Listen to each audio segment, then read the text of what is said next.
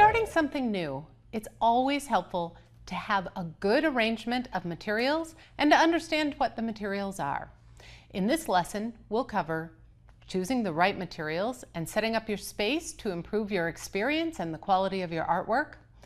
We'll learn about holding and controlling the pencils to get the desired marks. And we'll move on to grading values and making smooth tones and textures so that all of your drawings will be interesting and fun to make. Let's start with setting up a workspace. It can be as tiny as a little book like this. This is a kid's day timer that will hold a few pencils, some paper, a pen, and a graphite pencil. This one's great for travel because it's waterproof and it zips closed. You can set up a studio like mine. My studio has 3 different desks. It has a big light board and an area for framing. You'd have to be pretty serious to go there.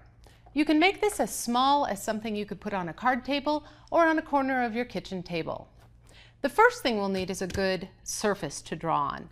I like a piece of foam board cut to a size that's manageable. And I find that when I work for a long period of time, I like to keep that foam board on a tilt. Here's a trick you'll like. This is a regular 2-inch binder. I can put that binder at an angle with the point facing me, a piece of this material that's for drawer lining, and my foam board on there. I have a nice, sturdy, tilted board that'll keep my shoulders and my arms more relaxed when I'm drawing for a long time.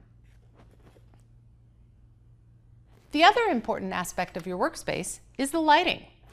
You want to set yourself up for success by having the light not interfere with your drawing.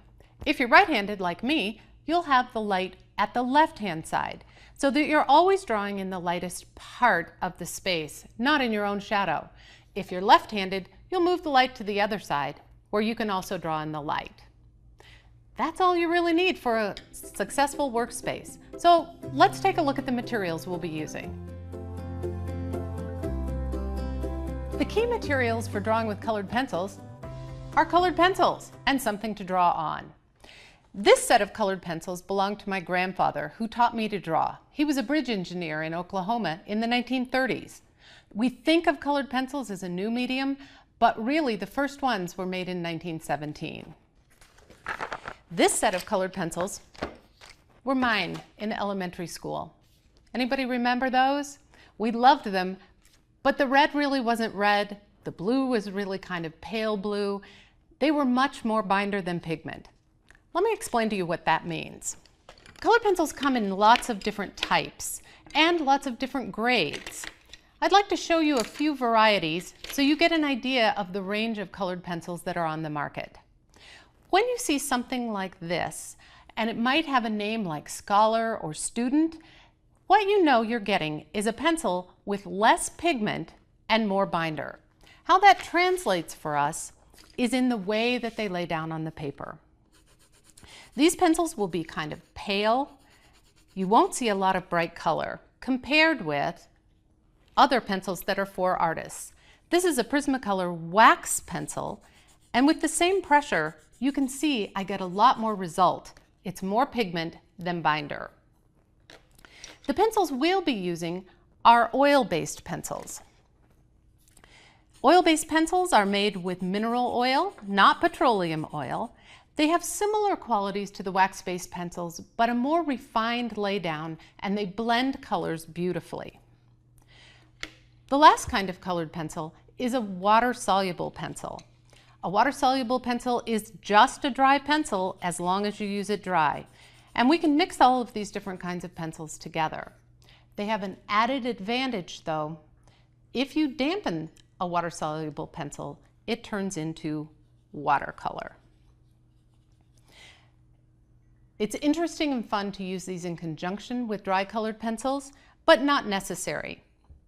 We're going to focus on these artist quality colored pencils. So we'll take the student pencils and put them away. Here are the pencils we'll be using. These are made by Faber-Castell, a German company. I have visited their manufacturing plant in Stein, Germany, and as you can see in the picture, they're made in a castle. Nothing not to like about that. These pencils are of the highest possible quality. What makes a colored pencil is the pigment and a binder. The pigments are exactly the same as oil paints or acrylic paints or pastels. They're just carried in a familiar form of a pencil that makes us feel comfortable right away. We'll be selecting exactly the pencils we want to use. There are a couple of other things that you'll need. You'll need a good pencil sharpener. This is one I like. It's a hand crank sharpener. But also a small manual sharpener will work well. This is a particularly good one, and I'll show you how to use these. You'll want a graphite pencil that can give you your basic lines when you start drawing, and you'll want something that will erase colored pencil. You'll find that the kneaded eraser you may have used for graphite pencil won't really work on colored pencil. It tends to smear the pencil. So I've got a couple of suggestions for you. The first is a white plastic eraser. They come in two ways.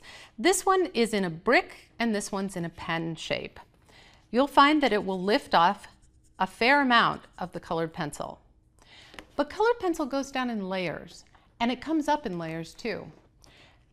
An alternative to the kneaded eraser is sticky tack. This is the stuff kids use to put posters on their dorm walls so that they don't get billed at the end of the term.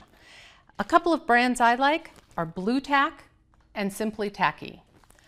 What these do is lift color off one layer at a time.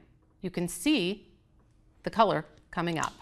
I think that's really all we'll need. I'll show you some more tools as we get going, but for now, let's get drawing. We're going to be using this set of 36 colored pencils, and I want to talk a little bit about sharpening. It's important that the pencils be really sharp to get the right color mixes. As they come out of the box, you'll see that they have what you might think of as a sharp point. What we're looking for is a long, sharp point like this. So really, coming out of the box, they're kind of dull. Let me show you how I get that long, elegant point. I have two pencil sharpeners that'll really do the job. The first is a crank pencil sharpener. This one's by Rapesco. It works like this. You poke in the colored pencil, let go, turn the crank, and it stops when the pencil's sharp. Look at that nice sharp point. That's exactly what we're looking for. I have another pencil sharpener that will do the same job. This one is made by Kum, another German company. It's a hand pencil sharpener. Let me show you what's inside. There are two blades, and each one does a little bit different job. We'll start with our duller pencil again, and we'll go to step one. First, all we're sharpening is the wood. This has an auto stop, so you'll know exactly how much is enough. The second blade sharpens the point, and we can get to that same nice long point. Once we've got sharp pencils, we're going to go ahead and arrange them before we start drawing. I like to use jelly jars. There are lots of expensive ways to store colored pencils, but I find it most helpful to put them by color families into these jars. So I'm having my blues and greens and violets together, my reds and browns, and my yellows and oranges. Black and white, they kind of have a different place to go, black, whites, and grays, so I'm going to put them in where I can see them best with the reds. I don't really need the box in my way when I'm trying to draw. When we begin to draw, it's important to know how to hold the pencils. So let me give you a little tip about this. When you're drawing with a graphite pencil, you tend to hold it close to the wood and press pretty hard. With a colored pencil, you want to hold it much further back, maybe with your thumb about where the word polychromos falls. We're holding the pencil at about a 30-degree angle from the paper, about like this. That's a comfortable angle to hold the pencil, and you can get a nice smooth application. We don't have a lot of control over colors in colored pencils. It's kind of what came in the box. So we have a lot of control, though, in how light or dark we make them. Let me introduce you to the pressure scale. From 0 to 5, starting with just a whisper of colored pencil. Pick up a pencil and do this with me. With a nice sharp point and any color you like, we'll first just glaze the paper. It's barely there. With the weight of the pencil only, but no pressure from our hand, a 1 pressure puts down a little bit more pigment. A 2 pressure gives a light pressure, maybe just your thumb resting on the pencil. 2.5, this is where most people would write. The kind of writing where you're signing a check, not the kind of writing where you're writing a novel. So you could try this. Just write your name. That's a comfortable weight for most people. One tip, if you are a person who fills out a 3-part form and finds that you've etched the words into the table, you draw a little bit harder than that normally. If you're a person who fills out a 3-part form and only the first part has anything on it, probably your comfortable pressure is more of a 1 or 2. A 3 pressure is an intentional pressure on the pencil. A 4 is a very firm pressure, and a 5 pressure is as hard as you can press without actually breaking the pencil. So when you look back across this, you'll see that you have a very dark value all the way to a very light value just by how much you lean on that pencil. This is worth practicing, and it's important to know that anything above a 3 pressure is generally going to be a little too heavy to get a nice color mix. We'll introduce the 4 and 5 pressure later on when we talk about a skill called burnishing.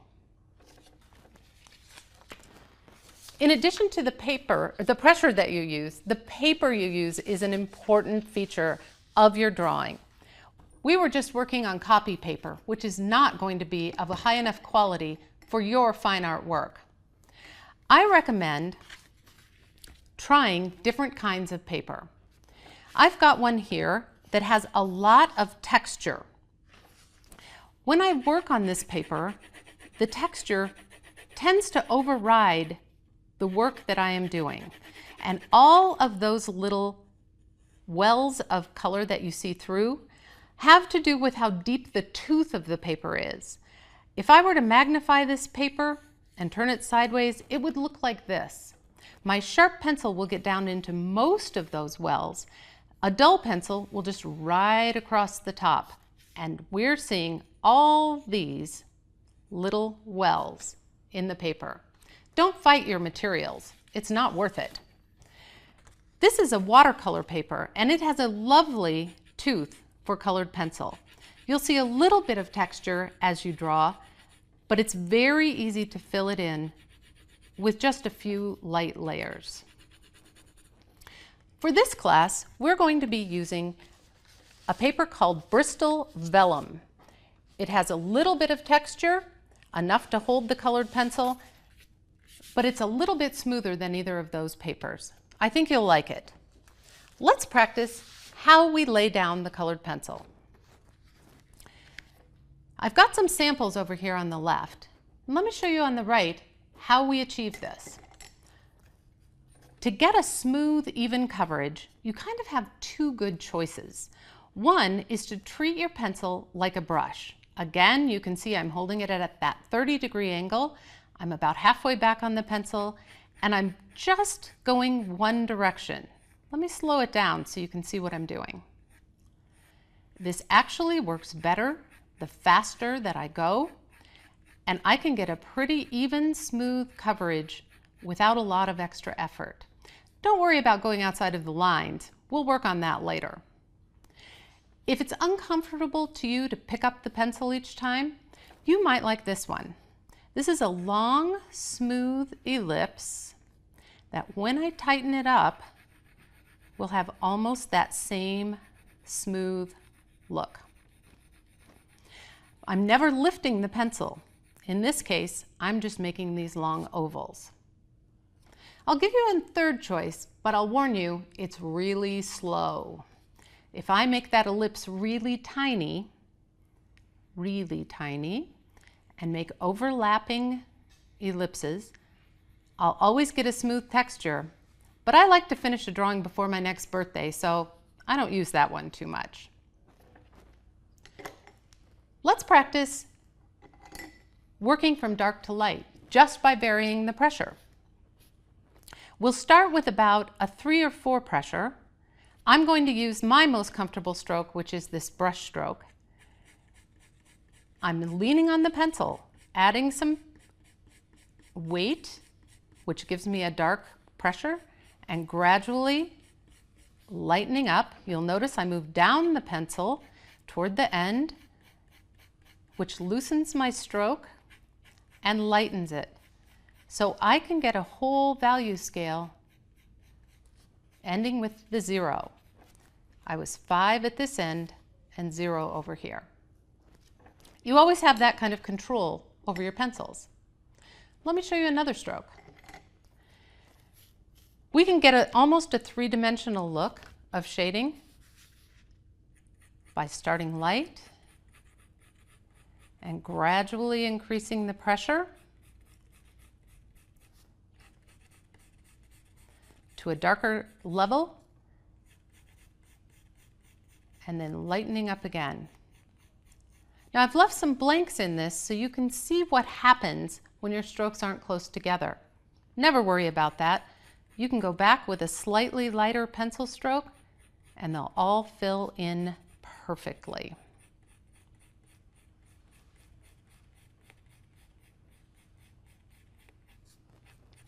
One look that we often need, especially in my kind of work, working with plants, is to fade one color into another. Let's try that. I think I'll use 2 colors that wouldn't ordinarily work so well together. How about an orange and a blue? I'll start with that heavier stroke, and as I approach the middle of the paper, I'm going to lighten, lighten, lighten till it's almost not there, ending about 2/3 way across this little bar. Now I'll start at the other end with my second color, starting heavier and lightening as I go. There will just be a little area in the middle of this bar that holds both colors, and we'll have the look of them transitioning seamlessly one into the next. Another thing that we can do if we can control the pressure of our pencils is to create color layers. And that's how we're going to be mixing colors throughout this whole course. We'll use the first pencil stroke that we tried, whichever one was most comfortable for you. I'll do the second one this time, the ellipses. And I'm going to layer even layers of 2 colors so that you can get the idea of how the colors blend. One thing I love about colored pencil is that the color blends are nuanced. They're never flat as long as we keep sharp pencils and a light touch. So with an even layer of this green, I'm going to add a yellow. In the same even tone, your eye, as a viewer, will mix these colors, but you'll also be able to see them both. And that is the beauty of colored pencil. There's no other medium that works this way,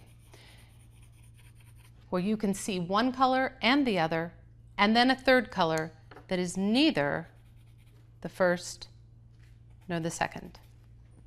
As you begin to layer colors more, you'll be wanting to choose just the right colors. For now, I'll give you an idea that we'll start with a blue, a yellow, and a red. Anything you want to pick is just fine. In that same way, we're going to put 3 light layers together and see what happens. You can see that this glides across the paper pretty quickly. It isn't really a problem to worry about having everything be perfect right from the beginning because all the colors are going to do their part to blend. I started with a blue, I'm adding a yellow, and you can see this pigment starting to turn green. This is called a triad on the color wheel. And what makes colored pencil interesting is that you can identify all three of those colors in this mix, and they've made something completely new and different. So we don't appreciate it as a pink or a yellow or a blue. We've made our own new color. That's how to use the pressure scale. You can do lots of practice with this. And it's a good idea to get comfortable with all the different pencil strokes. Find the one that works best for you. Drawing seems kind of mysterious and maybe difficult, but I'm going to show you 4 pencil strokes that'll let you draw any texture and really anything. I think you'll feel more comfortable once you know how to apply the pencil in these different ways. Let's start with a smooth fill. That's really what we did in the practicing pressure lesson. We're just adding pencil strokes one next to the other, brushing the pencil onto the paper. Let me show you where it can go wrong. This isn't a picket fence, so you're not drawing hard little lines. Think of that pencil tip just as a paintbrush, and it'll all seam together beautifully. Another really useful pencil stroke is that elliptical stroke, sometimes called a smooth scumble. A scumble just means random lines. This is an important one to know because it's great for getting fine textures. The texture of a rose petal or human skin, this is how you do it. I'm going to show you in an expanded view what the pencil stroke looks and feels like. There's no pattern to it, it's just ellipses that overlap. When I put that in a micro size, you'll see that I start to get a really smooth, beautiful texture from that. It's slow, but boy, it really works well. You can also apply this texture over the smooth fill if you want to lay down some color and then break it up a little, or take out a liney area. Another pencil stroke I find really useful is a rough scumble. If I were to make it big, it would look like this, kind of just a scribble. And it's important to have darker areas and lighter areas and leave those open spaces. When I scale that one down, you'll see it looks just like bark. Can you picture drawing in a little branch of a pine tree with this texture? Pretty easy. The trick is not to have a pattern. So it isn't like this, not like overlapping stars. It's the randomness that really makes it work. The final stroke is a really useful one too. This one is an eyelash stroke. Picture an eyelash. It's thick at the bottom, thin at the end. So when I line up a series of these, it can make a beautiful, smooth, graded area with a dark area at the end where I started my pencil and a nice light area at that fine point of the eyelash. Be careful that they're not too regular or too firm. That's a really different look. But for something like a rose thorn, a couple of these will make a beautiful sharp point for you. Once you've got the smooth fill, the elliptical stroke, the rough scumble, and the eyelash, you're ready to go. And when we reach lesson 4, we'll be putting all of those to use to make some really interesting textures in colored pencil. For your homework, I'd like you to practice pressure and practice these pencil strokes so you start to feel in control of your colored pencils. In our next lesson, we'll go into the basics of color and we'll really be ready to draw.